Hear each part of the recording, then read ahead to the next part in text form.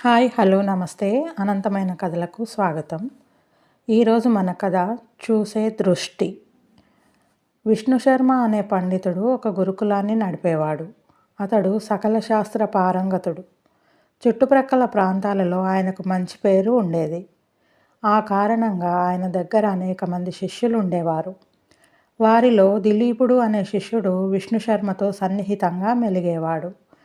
నిరంతరం గురువు వెంటే తిరుగుతూ సందేహాలను నివృత్తి చేసుకునేవాడు.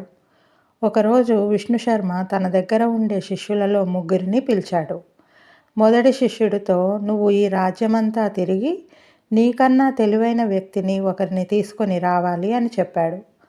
రెండో శిష్యుడితో, నీకన్నా తక్కువ తెలివి ఉన్న వ్యక్తిని తీసుకొని రావాలి అని చెప్పాడు.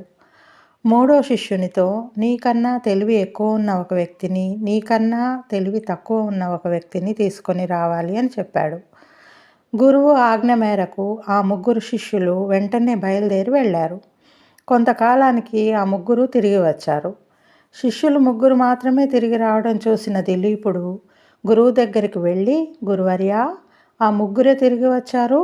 మీ ఆజ్ఞ ప్రకారం వారితో మరో 4 రావాలి కదా, ఎందుకు రాలేదో నాకు అంతుపట్టడం లేదు అన్నాడు.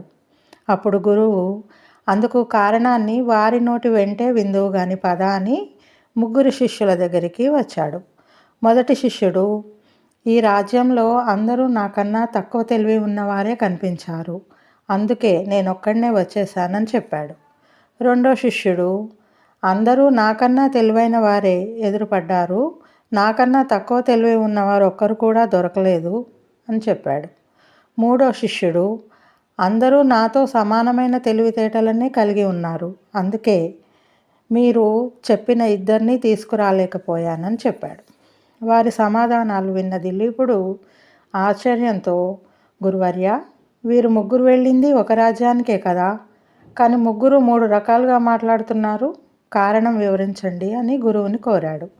అప్పుడు గురువు, ఒకరేమో తాను చాలా తెలివైన వాడిననే అహంకారంతో అందరినీ పరిశీలించటంతో అతనికన్నా తెలివైన వాళ్ళు ఎవరూ కనిపించలేదు. మరొకరేమో తాను అందరికంటే తక్కువ అనే న్యూనతా భావంతో పరిశీలించటంతో అందరూ తనకన్నా తెలివైన వారుగానే కనిపించారు. ఇంకొకరికి అందరూ తనలాంటి వారే అన్న దృష్టి ఉండడం వల్ల అందరూ తనలాంటి తెలివి ఉన్నవారే కనిపించారు. మనం చూసే దృష్టిని బట్టి ఇతరులపైన మన అభిప్రాయాలు మారుతూ ఉంటాయి అని వివరించాడు. గురువు తనకు ఉపదేశించదలుచుకున్నది ఏమిటో దిలీపుడు గ్రహించాడు.